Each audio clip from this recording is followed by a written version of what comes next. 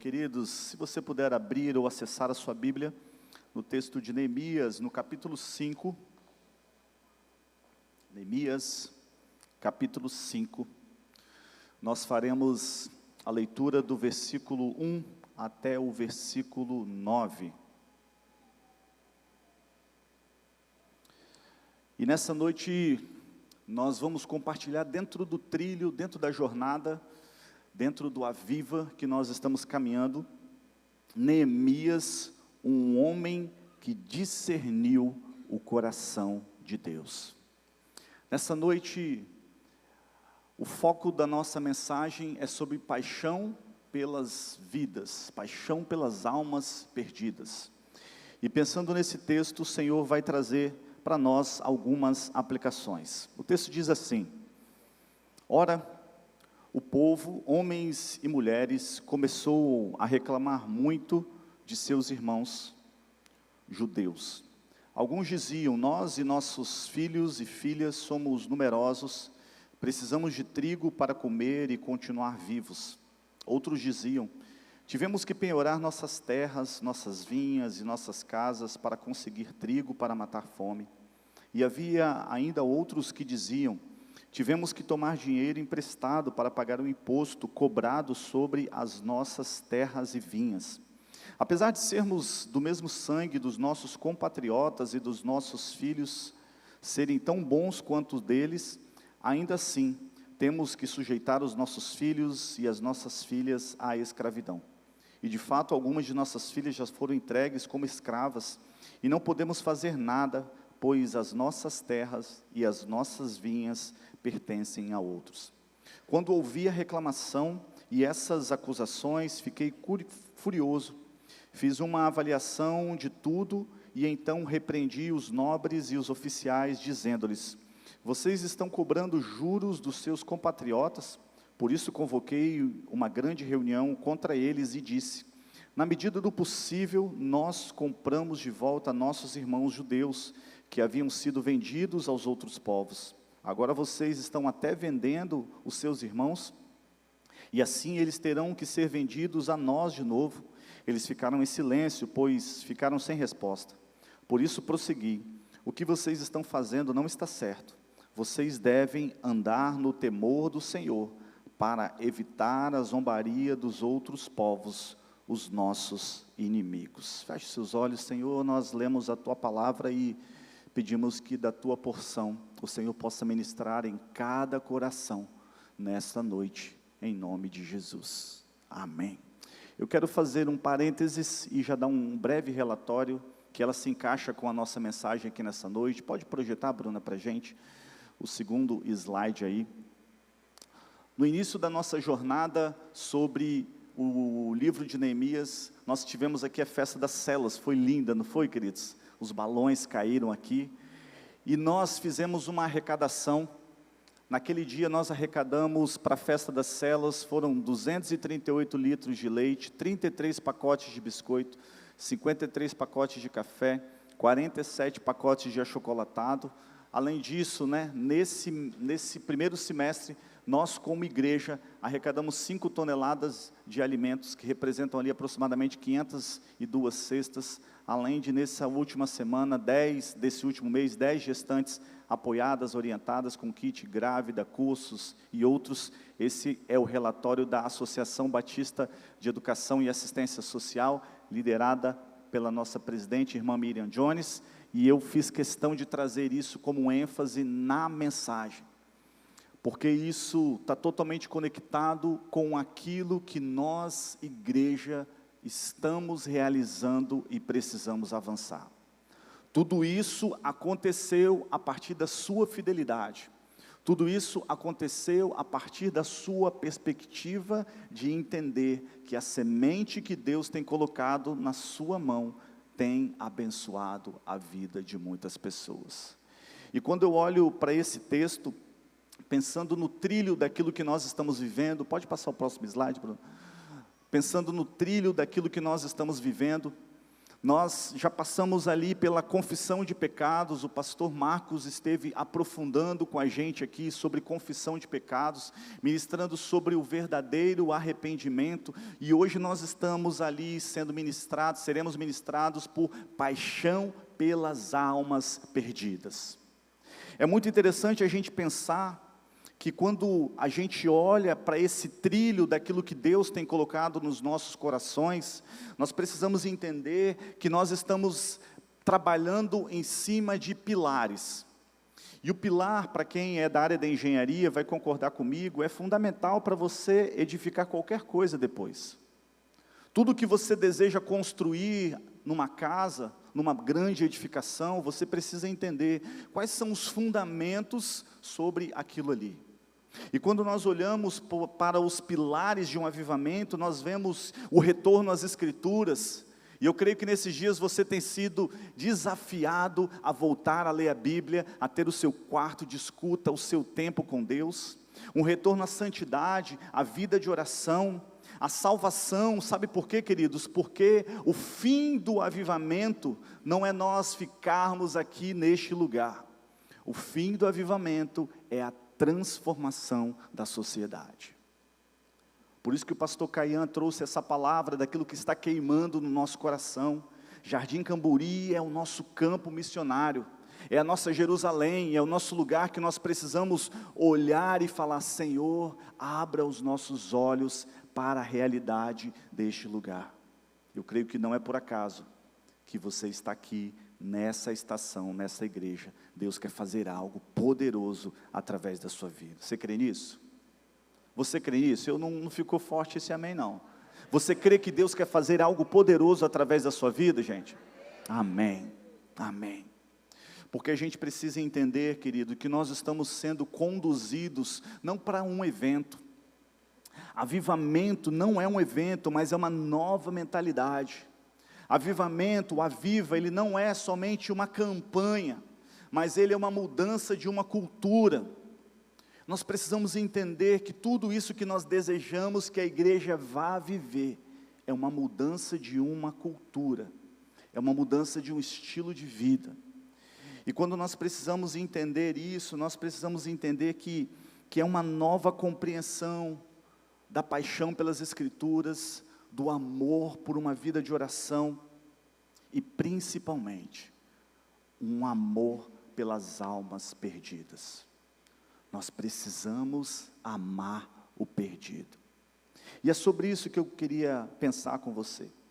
Charles Spurgeon, ele traz uma frase que eu gosto muito, que ele fala que o reavivamento é viver novamente, receber novamente uma vida que quase expirou, reacender em uma chama a centelha vital que estava extinta. É isso que nós queremos viver. Eu não sei você, mas quando eu percebo a igreja nesses últimos tempos, a igreja cristã, não especificamente Jardim Camburi, eu percebo que aquela chama que nós temos de olhar para o mundo, de alcançarmos as pessoas, ela tem se perdido ao longo desse tempo. É meio que a gente espera que as pessoas venham até nós, mas nessa noite o Senhor vai nos despertar. Essa noite o Senhor vai despertar o seu coração para que você possa ter os seus olhos abertos para aqueles que estão perdidos, próximos a você. Essa noite vai ser uma noite de abrir os olhos, porque nós vemos que o profeta Eliseu, numa determinada época da sua vida, ele estava sendo perseguido pelo rei da Síria, e ele tinha um servo junto com ele, e quando aquele servo acorda mais cedo que Eliseu, ele chega ali, ele vê eles cercados completamente pelos cavalos, pelas carruagens da Síria, e Eliseu está tão tranquilo, e ele fala: Eliseu, profeta, como é que você pode ficar tão tranquilo diante de uma situação como essa? E aí ele fala assim: Senhor, abre os olhos dele, para que ele veja. E a palavra de Deus nos diz: então o Senhor abriu os olhos do rapaz, que olhou e viu as colinas cheias de cavalos e carros de fogo ao redor de Eliseu. Queridos, essa é uma noite para que Deus abra os nossos olhos, não somente para que você veja o mundo espiritual ao seu redor, que estará ao seu favor, mas para que você também veja a realidade espiritual das pessoas que estão próximas a você. Quando nós entendemos que o Senhor deseja nos mostrar a realidade espiritual das pessoas que estão próximas a nós, nós passamos a ter um olhar de misericórdia, nós passamos a ter um olhar de compaixão, nós passamos a olhar para aquelas pessoas e falar bem assim: meu Deus, como eu não via essa pessoa nessa perspectiva, como eu não conseguia olhar para a realidade espiritual dessa pessoa. E Deus vai abrir os nossos olhos, porque quando nós temos os olhos espirituais abertos sobre a realidade das pessoas, o Senhor gera sobre nós compaixão. Quando a gente olha, queridos, para o ministério de Jesus, nós vemos que Jesus, ele era movido por compaixão. Tudo aquilo que Jesus se movia em direção às pessoas tinha como um pilar a compaixão, não era pena. E isso é muito interessante, porque você lê no Evangelho Jesus dizendo assim: então Jesus, fitando os olhos, compadeceu. A compaixão é nós termos a perspectiva de como Deus está vendo aquela pessoa. E é tão importante nós refletirmos num tempo desse, queridos, porque cada vez mais nós precisamos olhar para as Escrituras, entender as verdades das Escrituras, e comparar com aquilo que nós estamos vivendo, e falar: isso está de acordo com o padrão e com o plano de Deus? Porque se isso não tiver, nós temos um manual que nos aponta como corrigir. E isso diz respeito a tudo, ao casamento, aos casamentos sendo desfeitos, isso diz respeito à criação de filhos, isso diz respeito à nossa vida com Deus, isso diz respeito a tantas outras coisas. Mas para que tudo isso aconteça, nós precisamos pedir: Senhor, abre os nossos olhos, para que a gente possa ver a realidade espiritual. Transforma a nossa mente, me dê olhos de compaixão sobre cada pessoa que estará próxima a mim, para que a realidade espiritual delas seja transformada. O avivamento, queridos, ele causará maior apreço por Cristo, vai operar contra o interesse de Satanás, causará uma maior consideração pelas Escrituras, vai levar as pessoas à verdade e vai operar para que Deus transforme o espírito. O avivamento posiciona, queridos, o nosso coração onde Deus está, alinha os nossos olhos e endireita os nossos passos. Preste atenção nisso. O avivamento, ele posiciona o nosso coração aonde Deus está. Quando nós somos avivados, queridos, acontece como não aconteceu ali no primeiro capítulo de Neemias. Neemias estava na sua vida normal, num palácio, mas a partir do momento em que Anani, um de seus irmãos, fala do que aconteceu ali em Jerusalém, o coração dele se incomoda, o semblante dele muda, porque os olhos espirituais dele se abriram para uma realidade espiritual. É isso que Deus vai fazer comigo e com você nesses dias. Essa jornada de avivamento, queridos, é porque Deus vai derramar sobre você uma porção tão grande, que quando você sair daqui deste lugar, você não vai se conter, e aí você vai chegar ali na segunda-feira, no seu trabalho, na sua casa, no seu condomínio, na sua escola, onde você for, e você vai falar: cara, eu tenho recebido de uma porção de Deus sobre a minha vida, e eu quero compartilhar sobre você. Nós não podemos fazer dessa noite como uma noite onde simplesmente você veio cumprir uma obrigação religiosa. Deus vai derramar sobre você, para que você saia, para ir anunciar o poder dEle. E pensando nisso, eu quero pensar com você 3 pontos apenas nessa noite, que vão nos guiar sobre como Neemias nos ensinou, nesse discernimento do coração de Deus. Como Neemias, nesses poucos textos aqui, ele foi conduzido pelo Espírito Santo de Deus. A primeira coisa que eu aprendo nesse texto, que discernir o coração de Deus é odiar o pecado e amar o pecador. Você pode repetir comigo? Discernir o coração de Deus é... Olha só o que nós lemos aqui. Neemias capítulo 5, versículo 6, diz assim: quando ouvi a reclamação e essas acusações, fiquei furioso. A versão da Almeida, ela diz que muito me enfadei, né? Muito fiquei enfadado, cansado, indignado.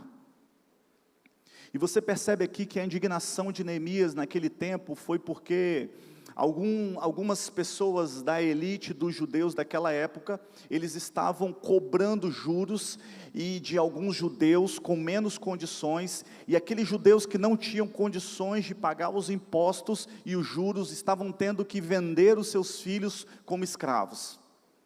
Esse era o contexto.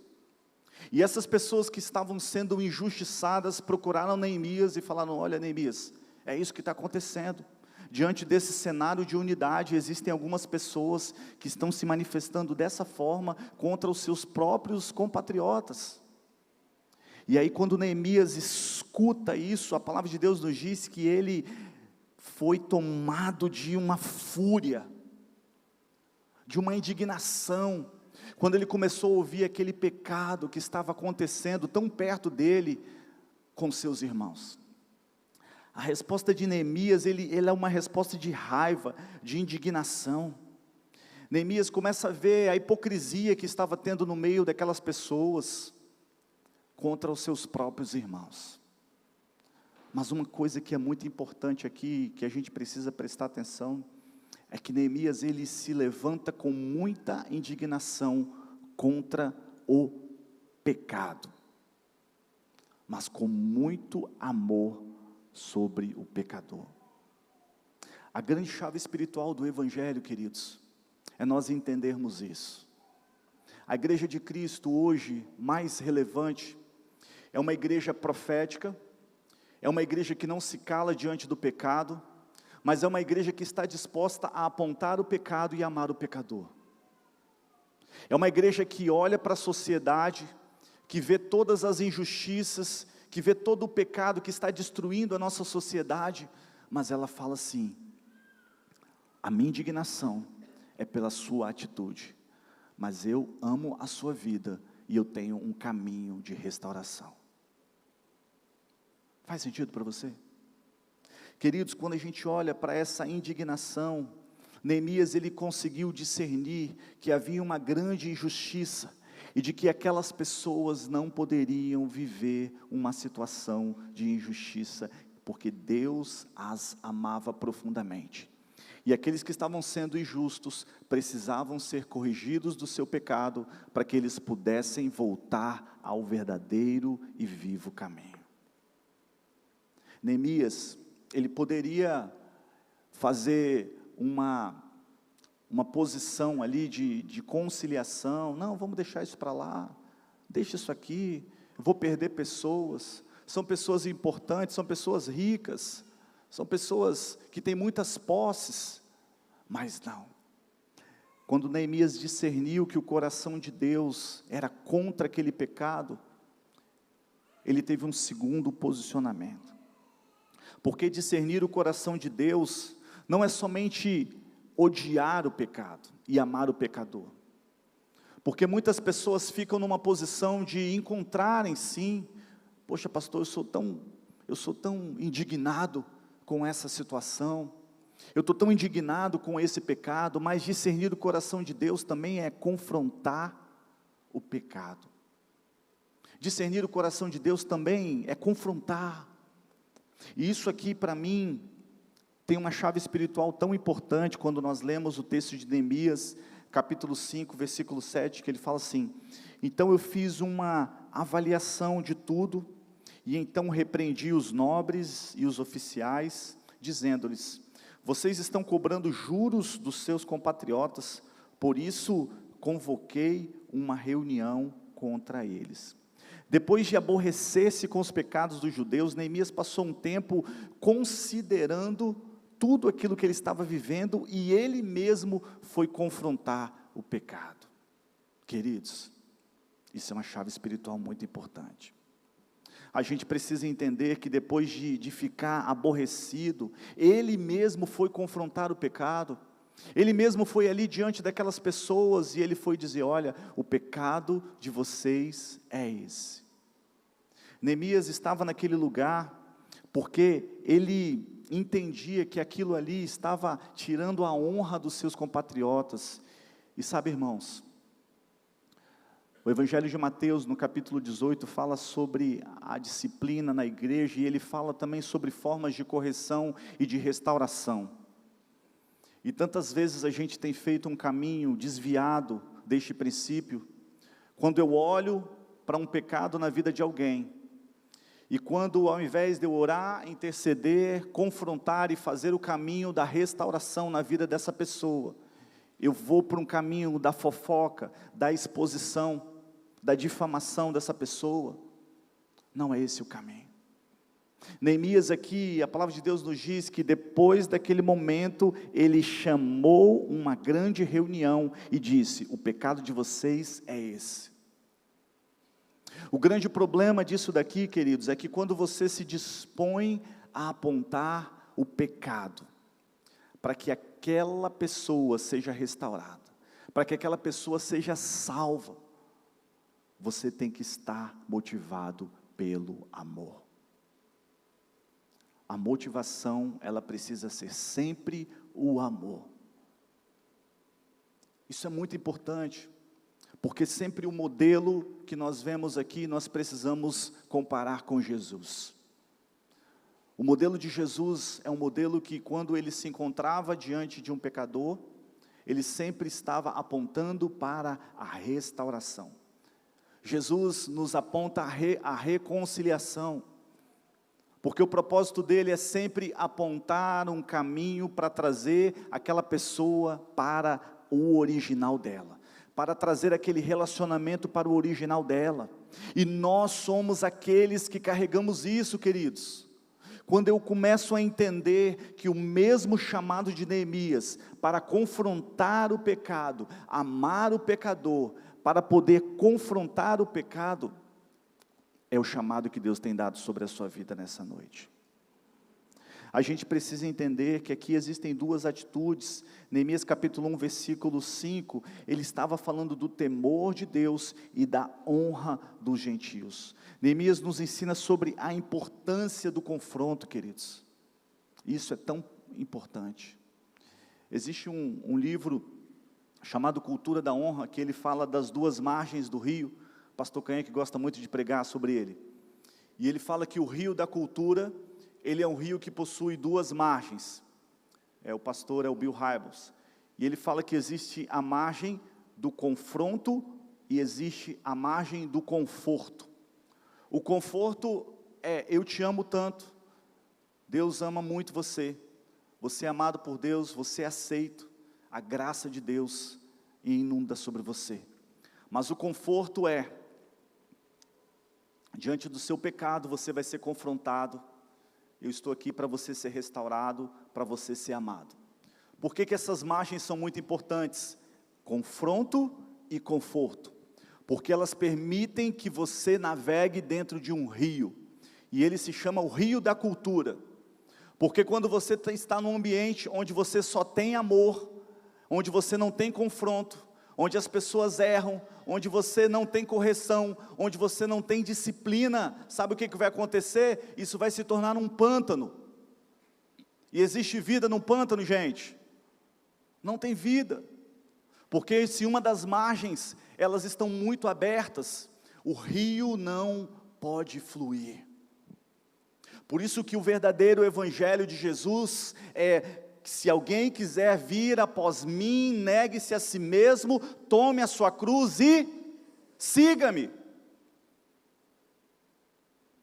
Por isso que quando Jesus se apresentava ali diante dos fariseus, eles falavam: dura é esta mensagem, porque abandonar o eu, abandonar o meu pecado de estimação, abandonar o confronto e desejar somente o conforto, não é o evangelho.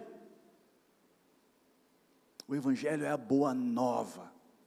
É a boa notícia que Jesus salva, que mesmo que você esteja num lamaçal de pecado, Jesus é a sua esperança, Ele é a restauração da sua vida, Ele é a restauração do seu casamento, Ele é a restauração de onde você esteja, Ele é a sua esperança, aleluia, é isso que nós carregamos dentro de nós.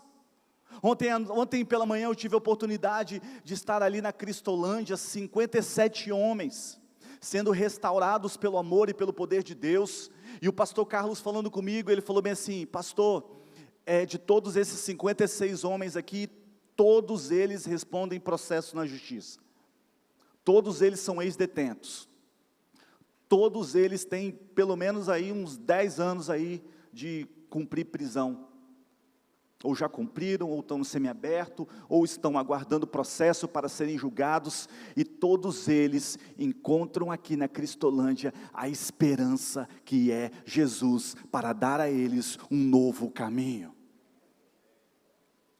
Cristolândia não é uma clínica de recuperação de pessoas, mas é uma clínica para transformar a realidade dessas pessoas através de Jesus, de Jesus. Talvez, do seu lado, na porta do seu prédio, existem algumas pessoas que precisam ouvir essa mensagem, de uma transformação. Talvez são pessoas que não chegaram na Cracolândia, talvez são pessoas que até têm um carro zero na garagem, um apartamento, uma cobertura, mas por dentro estão completamente vazias e tão perdidas do Evangelho, aguardando uma esperança que está dentro de você. E quando eu olho nessa perspectiva, queridos, eu tenho muito temor e muito tremor, porque o nosso tempo aqui, ele vai ser tão curto, mas eu tenho uma visão espiritual de quando eu chegar no céu, é o que eu creio, tá? Nós vamos olhar no rosto de algumas pessoas, e nós vamos olhar assim: Fábio, cara, que bom te ver aqui. Luciano, que bom te ver aqui. Gustavo, que bom te ver aqui. Júnia, que bom te ver aqui. Kelly, uau, glória a Deus, chegamos. Mas também terão aqueles que não chegaram lá, porque Deus amou o mundo de tal maneira que deu, para que todo aquele que nele crê não morra, mas tenha a vida eterna. Paixão pelas almas perdidas é nós entendermos isso. E por último, paixão é nós discernir o coração de Deus, é desejar agradar o coração, discernir o coração de Deus é desejar agradá-lo e não aos homens. E talvez essa seja a nossa grande dificuldade. Discernir o coração de Deus é falar: Senhor, o que agrada ao teu coração? Eu não quero me preocupar com a minha reputação, mas eu quero discernir o que agrada ao teu coração. E o texto de Neemias capítulo 5, versículo 19 diz assim: lembra-te de mim, ó Deus, levando em conta tudo o que eu fiz por esse povo. E a gente percebe que o testemunho de Neemias foi o que mais me destaca nesse texto do capítulo 5, porque o texto diz que durante o tempo da construção, Neemias abriu mão de toda a regalia que ele poderia ter como governador daquela época, de todos os recursos para que todas as pessoas pudessem ser abençoadas. Neemias foi altruísta, Neemias foi alguém que entrou na obra, Neemias foi alguém que amou as pessoas, Neemias foi alguém que se dedicou para aquelas pessoas, Neemias foi alguém que durante todo aquele tempo, ele estava focado em discernir a vontade de Deus, em agradar a Deus, em amar a Deus, em cumprir o propósito de Deus, no lugar que Deus tinha colocado. E sabe de uma coisa, Pedro Ivo, que eu penso? Neemias estava pouco preocupado com a sua reputação. Porque muitas vezes nós deixamos de cumprir o propósito de Deus, porque a nossa reputação, ela é mais importante do que agradar a Deus. Porque quando nós estamos com os nossos olhos abertos, com os nossos ouvidos sensíveis, nós seremos guiados para aquilo que Deus tem para as nossas vidas. Queridos, todos os homens que foram profundamente usados pelo poder de Deus, eles não estavam preocupados com a sua reputação. Ah, mas eu vou bater lá na porta daquele vizinho, que eu sei que o casamento dele está em crise lá, e vou falar bem assim, quero deixar aqui um convite para você, queria orar por você. Nossa, mas eu vou falar isso com o meu chefe? Não, ele vai achar, quem é esse cara? Crente. Ou talvez você esteja preocupado, porque o seu testemunho não é convincente com aquilo que você gostaria de falar. Talvez você fale assim, pastor, no meu trabalho, o pessoal nem sabe que eu sou crente. Se eu chegar lá e puxar para uma oração, o pessoal vai até estranhar. Mas nesta noite Deus pode transformar o seu testemunho. Neemias não estava nem pouco preocupado, sabe por quê? Porque o seu testemunho maior é a sua vida. O seu maior testemunho, meu irmão, minha irmã, é a sua vida. Aquilo que mais pode expressar Jesus, para que você possa dizer, eu estou agradando a Deus e não aos homens, é como eu estou vivendo. Se a minha vida tem sido para glorificar a Deus, com tudo aquilo que eu sou, com tudo aquilo que eu tenho, com tudo que Deus tem depositado na minha vida, ou se eu estou muito preocupado com a minha reputação. Eu queria que a gente pensasse, porque Deus nos chama hoje, para que a gente possa se importar com o próximo. Deus nos chama para nós olharmos para o próximo. E Deus nos chama nessa noite para uma vida de entrega. Deus chama você para uma vida de entrega, gente. Deus chama você para se posicionar, para que tenha os seus olhos abertos para as realidades espirituais que estão tão próximas a você e que Ele deseja transformar através da sua vida.